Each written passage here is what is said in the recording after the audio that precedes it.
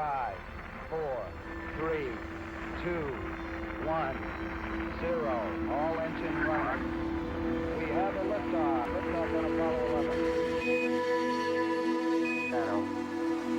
4 forward, drift into the right. Thanks so much for doing this. I appreciate it. Not a problem. I'm happy to talk about space toilets any day. I was about to say, let's talk about space poop.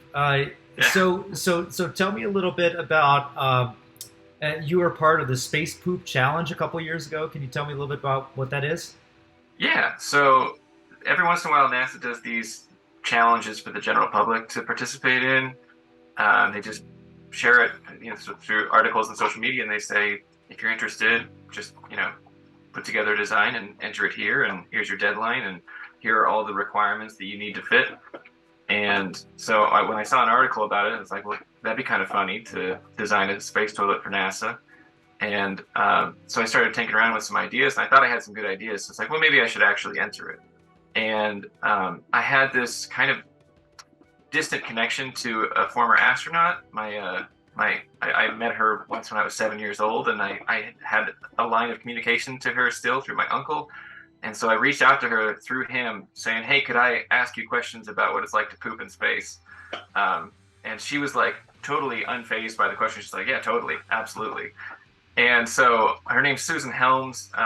She's a veteran astronaut with like 5 different missions, and she spent 6 months on the International Space Station. She was the first female to live up there, and she was a huge help. I got a couple other buddies to put a team together, and we interviewed her through Zoom, and she had a bunch of information that was very pivotal to our success, because there was stuff you're not going to just find online.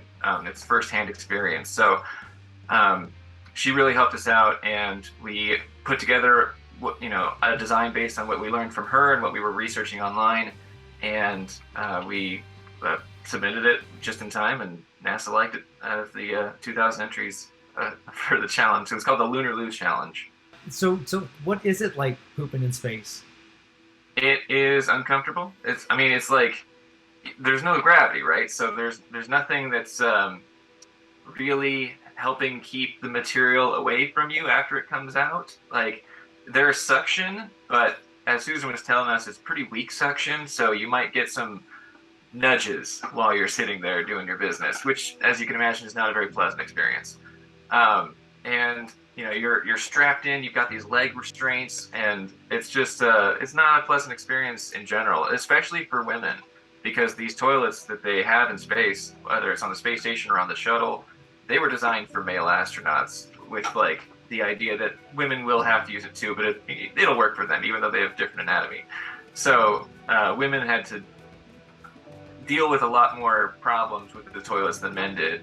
And that's, I think, what helped us win the challenges. We had all this information from Susan about what could make the toilet better for women. And so we took that and we added it on top of meeting all the requirements for the toilet. And I think that's what NASA liked. So what got you interested in thinking about space poop? Well, I've always been a space enthusiast, since I was a kid. I had a telescope my whole life and been looking up at the night sky forever. And, having met an astronaut when I was 7, she was my childhood idol.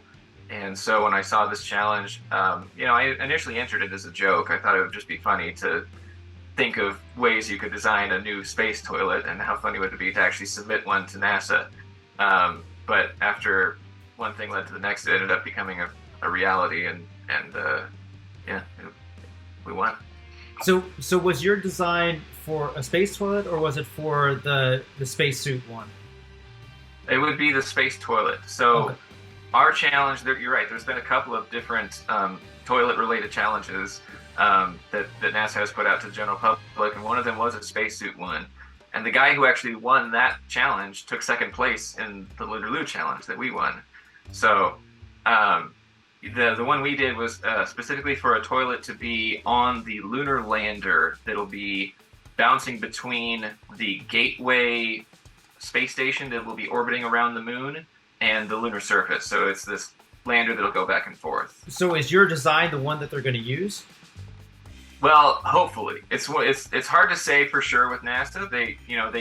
they liked our design the most, but that's not a guarantee that every part of our design will make it to the end product.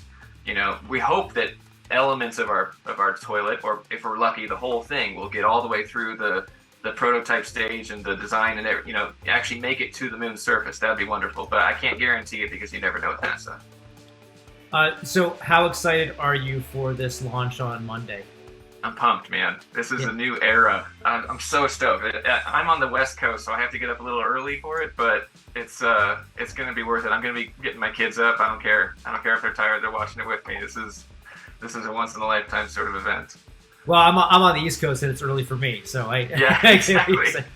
So, is this the first step? I mean, we, I think we're of the age where we were just at the end where they stopped the moon missions, and we came in a couple years after that or whatever. But what does this new age of space travel mean and going back to the moon? Well, it's the step towards Mars, right? It's all about, the whole slogan they're going with for the Artemis program here is we're going back to the moon and we're going to stay. And, we're going to build this lunar, colony essentially, or outpost, whatever you want to call it, at the southern pole of the moon so that we can learn what it takes to actually live away from Earth, for an extended period of time so that we can make that next step to becoming an interplanetary species on Mars. So it's huge.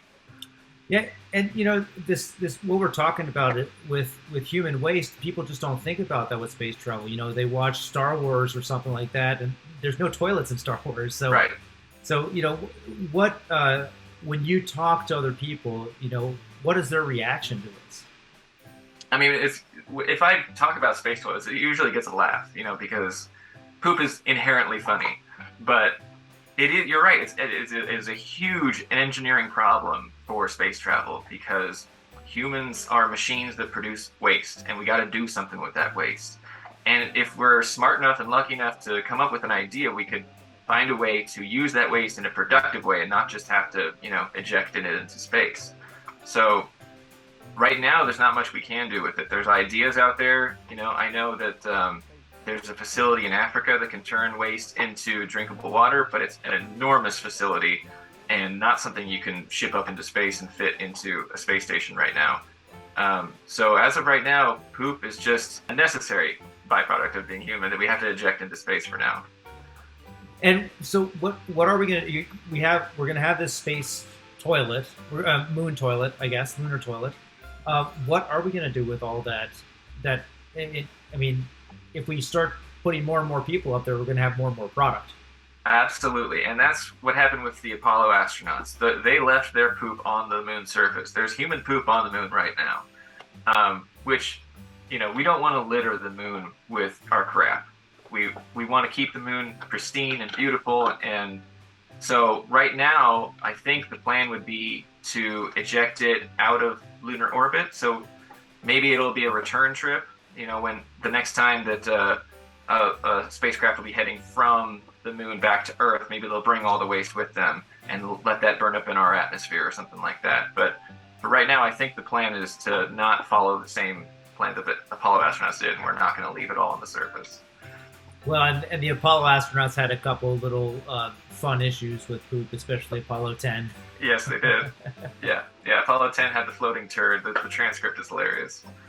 I don't know what are the next steps for you here with with these new moon missions and going on to Mars. What's your plan for this? Well, I have been keeping in contact with an astronaut, Johnny Kim, who hasn't gone to space yet, but he's one of the 18 astronauts that has been training for the last couple of years for the moon missions. So, Johnny's been in contact with me, and I'm trying to keep up on what's happening with the toilet progress, and I'm kind of an outsider at this point. Without being employed by NASA, they just took the reins and said thanks for the design, and we'll run with it. So I'm just a spectator at this point. But NASA, if you see this, I'm happy to work for you. Well, at least you got paid. So yeah, we did. It was a nice prize. I'm a big space nerd too. That's why I fit some of the Apollo 10 and the space station stuff and the 98 bags of shit on the moon. That's why it's at 98. Yeah, 98, 96, something like that.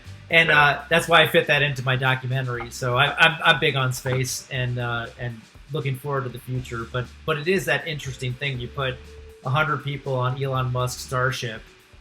That's a lot of waste. It is a lot of waste. You got to do something with it. And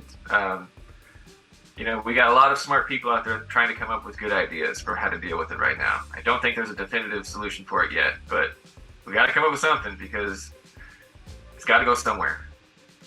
Yeah, and now that we're going back to the moon, it makes it, and we're going to go there and stay, and we're going to take a lot more people than 12 human beings. So yeah. And everybody's seen, not everybody, but most people have seen The Martian and how Mark Watney used poop to help fertilize his crops when he was growing potatoes. That's a real possibility. The science is accurate in that movie. So we could end up doing that on the moon or on Mars. That's, I think, right now the best idea of what to do with our poop for now, that it is a productive thing to do with them. So we're going to be eating really shitty potatoes. That's right. Hopefully more than just potatoes. Any highlights that you think for Monday's launch for you? I just hope it goes off without a hitch. SLS has had its history of setbacks, and it's been exciting to see this current launch date sticking. We've seen other things just like, here's the date this is going to happen, and like, it's getting pushed out, and it's going to get pushed out again. This launch date is sticking, and so that's got me really excited. So I hope that we don't, end up with a launch pad abort, that we have to shut everything down and figure out some, tiny little glitch in the programming that shuts the whole mission down. So I just got my fingers crossed that, that rocket is made of how many millions of pieces, and you need every single one of them to perform correctly in order to get that thing off the ground. So it's a miraculous, the ingenuity that goes into it. And so I'm just excited and anxious to see it get off the ground. You think this will this new traveling to the moon will get as big as the Apollo missions? I hope so. I worry about that because I'm a huge space enthusiast. It's not like you have to sell this idea to me to be interested in Artemis. I'm sold, But not everybody is interested in space travel. There's a lot of people that are on the other side of the argument saying, why are we spending all this money on space when we have all these issues down here on Earth that we need to fix?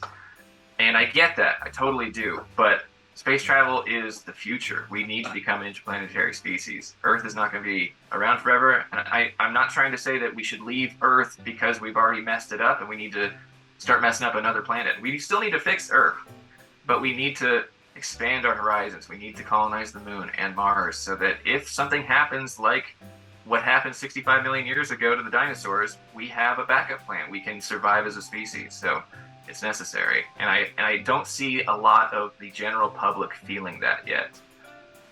I'm involved in a lot of, space related groups on Facebook or TikTok or Twitter or whatever, and everybody in those groups is, as gung-ho about this whole plan as I am, but I think the general public is not as educated on all of it and doesn't really get it, and it worries me. I want the energy, the excitement that they felt during Apollo 11. I want that to sweep over the nation, and my fingers crossed that it does, but so far I haven't seen it.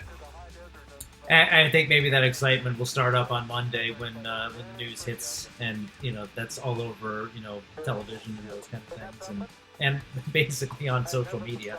Yeah. Well, and that's another big part of why it's so important that we don't have a hitch on that launch.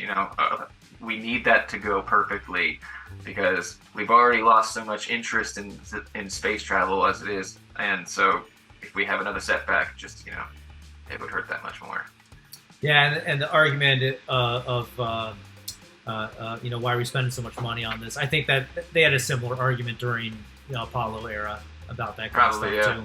Yeah, I think you're right. So I don't think that's anything new. But also, we have iPhones and things like that because of all that work that they did, putting people into space that came directly down into products for us.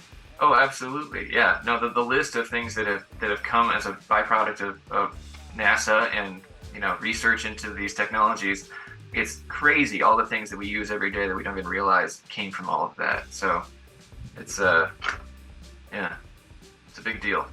Well, awesome. Hey, thanks so much for jumping on here and chatting about the lunar poop. Yeah, absolutely. It's always a fun topic, and you're right. Same thing with the film is people just start laughing about it, and it's a good way to introduce them to some of the problems that's happening, but it also gives it that humor element. Yeah, absolutely. And thanks for having me, man. I appreciate it. Let's talk again soon. Absolutely. Have fun watching the launch on Monday. Oh, I will, with some very tired children. We have a liftoff. Liftoff on Apollo 11. Channel. 4 forward, drift into the right level. 30 seconds forward.